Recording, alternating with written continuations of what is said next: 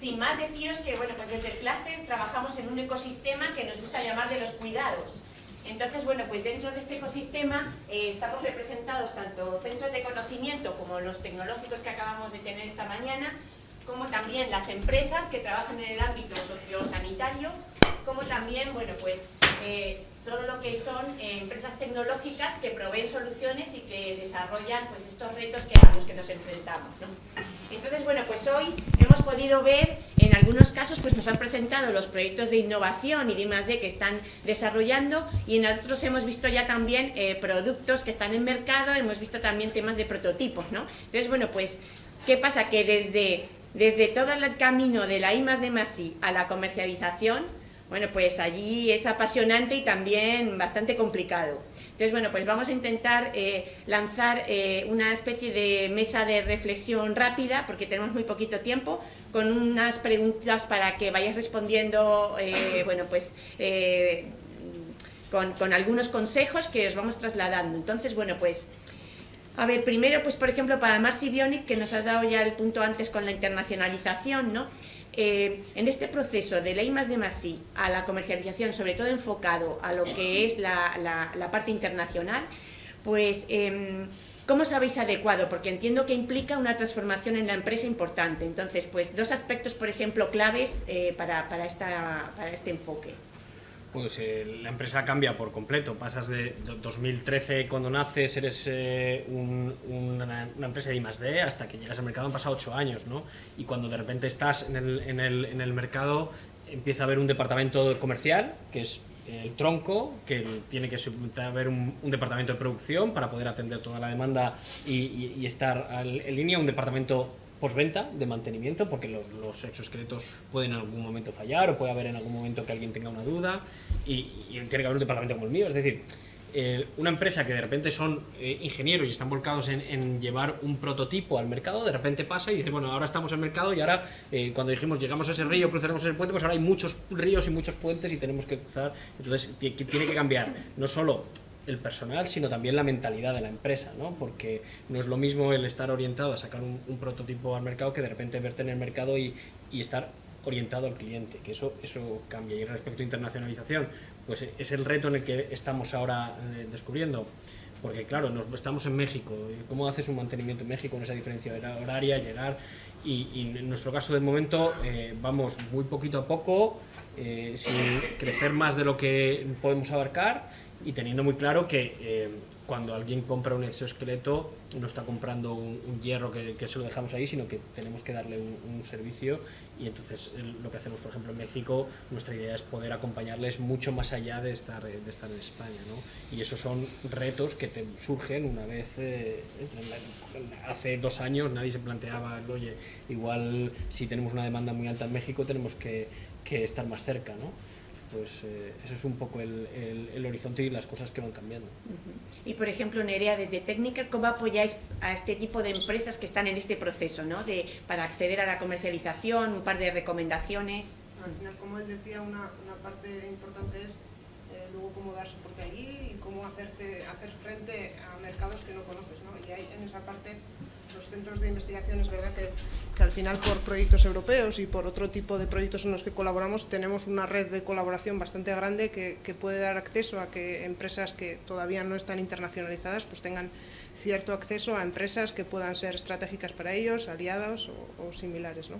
Y luego también está la parte más, el tema regulatorio, ¿no? Al final el tema regulatorio es muy importante en conocer y aplicar la regulatoria de cada país, ¿no? Entonces, sí es verdad que las empresas muchas veces son capaces de identificar aquellas normativas que les aplican, pero no siempre las normativas son totalmente transparentes y hay un paso ahí de transformar esas normativas en requisitos técnicos que no es siempre muy directo, ¿no? Y ahí los centros de investigación, bueno, pues tenemos cierta capacidad de poder ayudarles en esa labor. Daniel, vosotros desde Cubiotech, que también os habéis enfrentado a este proceso de internacionalización, cuéntanos un poco cómo conseguisteis ese primer cliente internacional, un poco, bueno, pues también vuestras prioridades en esos primeros años, cómo lo enfocasteis.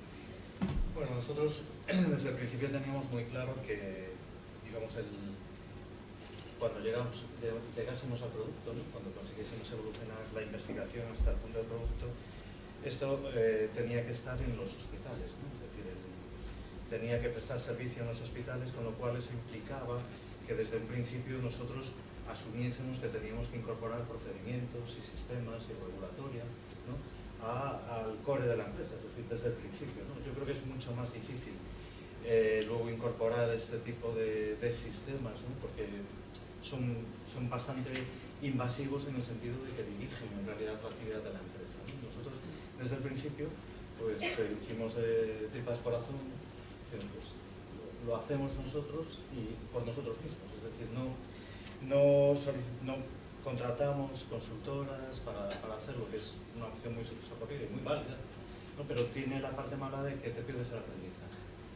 Entonces nosotros, al aprender por nosotros mismos cómo se monta un sistema de calidad, cómo hay que hacer la documentación técnica, yo creo que conseguimos incorporar esa parte que es, la verdad, es crucial de cara al mercado, ¿no?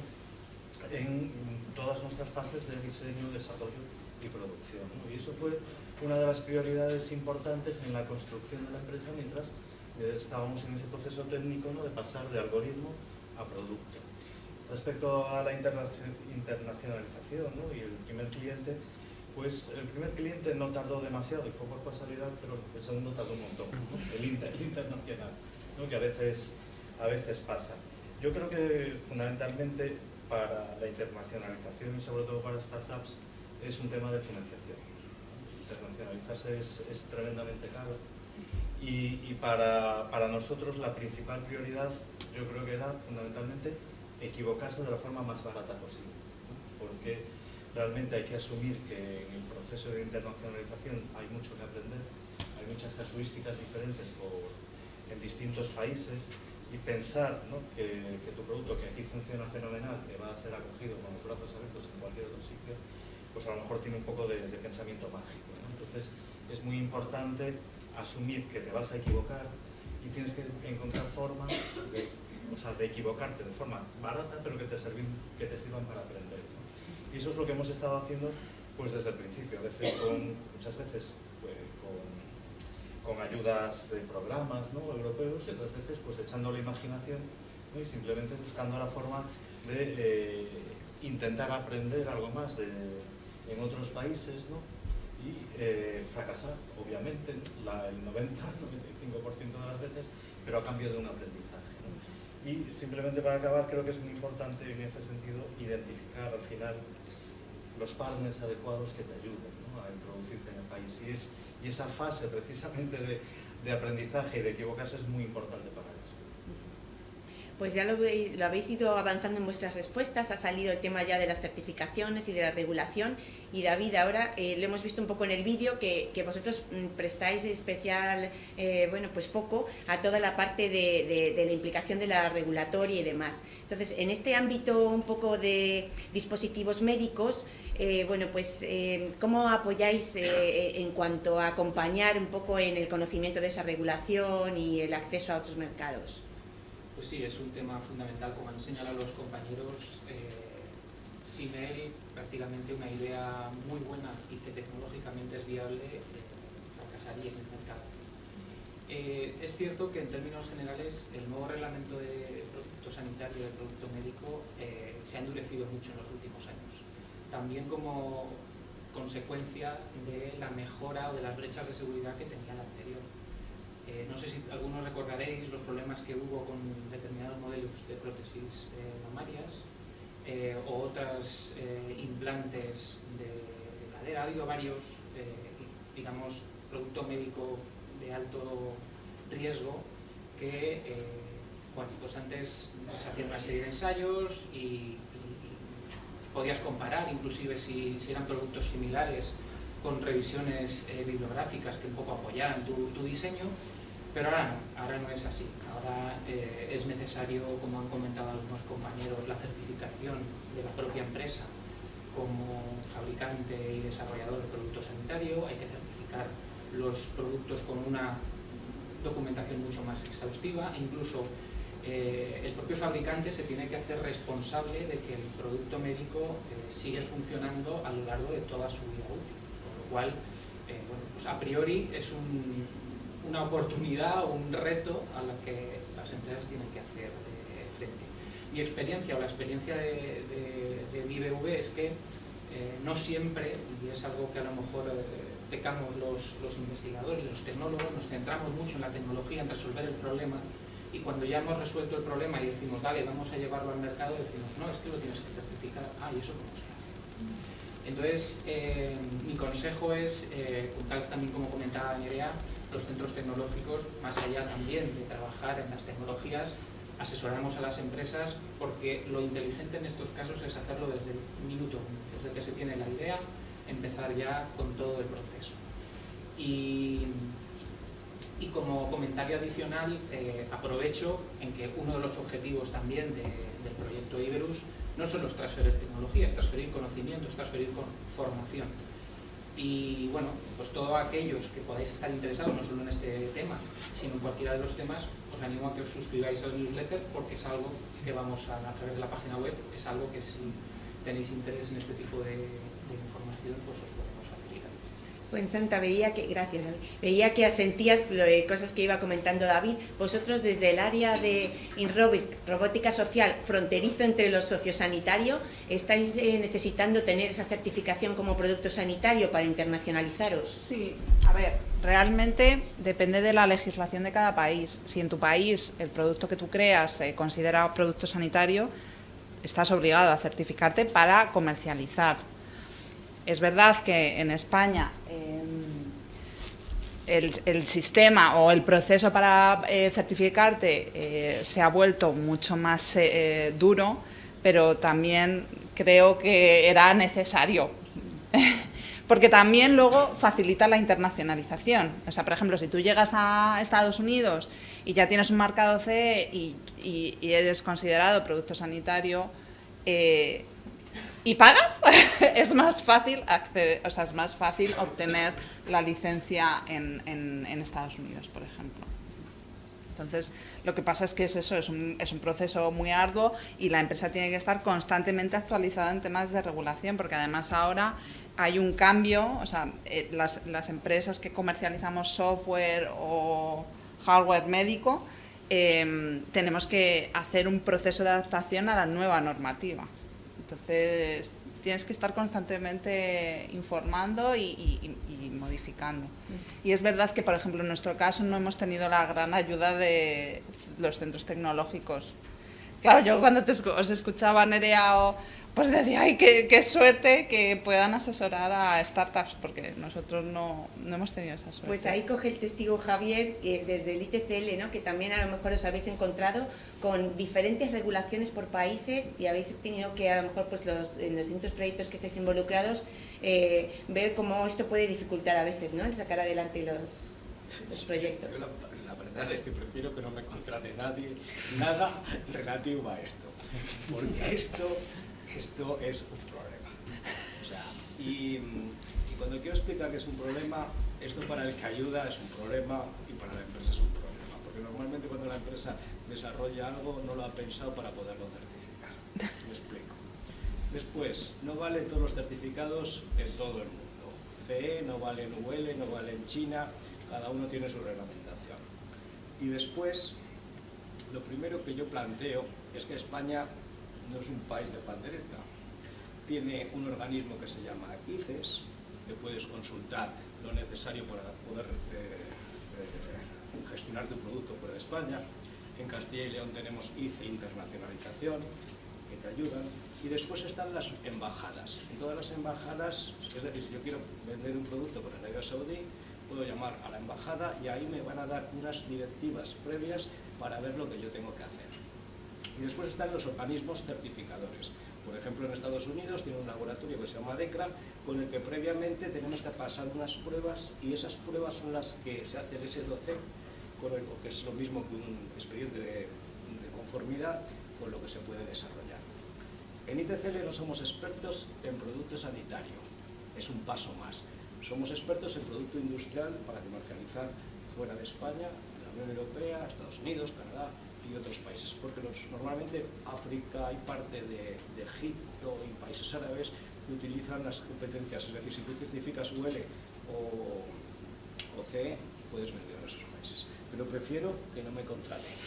Bueno, Javier nos ha dado un punto de vista un poco de la dificultad que supone, y por ejemplo, vosotros desde TRAC, Jaime, cuando os habéis planteado este proceso innovador, no sé si ha sido ya pensando en la parte internacional, os habéis apoyado a lo mejor con alguna entidad externa o demás para enfocar un poco la parte de internacionalización. Sí, pues mira, fue un proceso muy orgánico, porque al final nosotros ya nacimos como startup, con ese carácter comercializador desde el principio. Entonces nuestra visión, y bueno, desde un principio nos cogieron lanzadera y lo que nos enseñaron es sal muy rápido, aprende muy rápido, falla rápido para mejorar pronto, ¿no? Entonces, al final, en ese proceso de salir muy rápido al mercado y captar cuantos más usuarios mejor para aprender y ver en qué mejorar, pues nos salió la oportunidad por el idioma de Latinoamérica, ¿no? Y al final, pues fue una simbiosis muy sencilla, ¿no? Y ahí nos contrataron Keralty, que es una aseguradora de Latinoamérica muy grande, luego un hospital de Santa Fe de Bogotá, también en Colombia, y a partir de ahí, bueno, pues empezamos el proceso en Latinoamérica, vimos que había atracción ahí, ya empezamos a configurarlo un poco más estratégico, decir, bueno, por el idioma puede ser mucho más fácil, y ahora, después de este primer año, sí que queremos dar el paso 2, ¿no? Que es abrirnos a otros países con otro idioma. Entonces, lo primero va a ser adaptar la plataforma a ese idioma, ¿no? Y luego sí que vamos a intentar buscar partners estratégicos en cada uno de los países, porque ellos al final ya saben a dónde nos tenemos que mover, ¿no? Y nosotros crear un departamento para cada país sería muy costoso y aprenderíamos muy lento, ¿no? Como decía mi compañero. Entonces vamos a buscar partners en cada país que nos hagan el despliegue muy rápido y aprender muy rápido. Jimena, te dejamos para el final un poco para que cierres, si quieres, que antes ya lo comentaste cuando hiciste la presentación, ¿no? Pues un poco desde tu perspectiva como centro tecnológico, ¿no? El CETIC, ¿cuáles son los principales problemas a los que os enfrentáis para impulsar un poco pues lo que es la innovación empresarial, ¿no? Y cómo les hacéis frente? Bueno, en principio el centro tecnológico, como decíamos antes, es un nexo entre el mercado y la investigación, pero no es un nexo de una única dirección, no es la investigación que va al mercado, sino también viceversa. Como decíamos, CETIC ha tenido en estos años 1.600 clientes, de todos hemos aprendido algo, hemos aprendido de sus virtudes y de sus errores. Tenemos también un ecosistema de colaboradores a lo largo de todo el territorio nacional y del internacional. Participamos en muchas convocatorias que nos dan también una visión transversal de distintas disciplinas.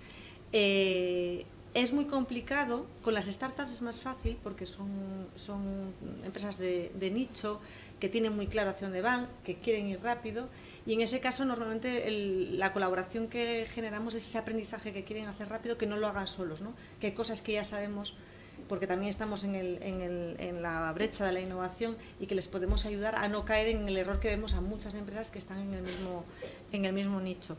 Y a las que son más grandes, que ya están más consolidadas, les podemos ofrecer, aparte de un conocimiento explícito, el implícito, ¿no? El que es de diseñar estrategias de negocio vinculadas a la innovación. La innovación no tiene por qué ser disruptiva, un producto totalmente innovador, sino una mejora de un proceso, una mejora de un procedimiento, una llegada más fácil al mercado.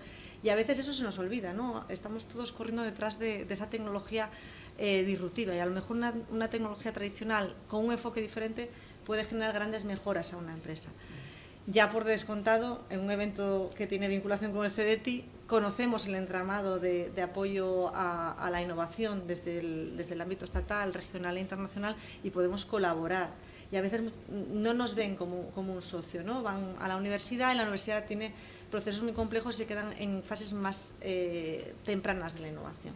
Ahí solemos colaborar, ser un poco el eje, la bisagra, desde la investigación más básica hacia el mercado. Y es un flujo, ¿eh? No se puede ver como a veces se pinta como una línea recta, pero cuando llegas al mercado aprendes nuevas cosas que te hacen volver a investigar.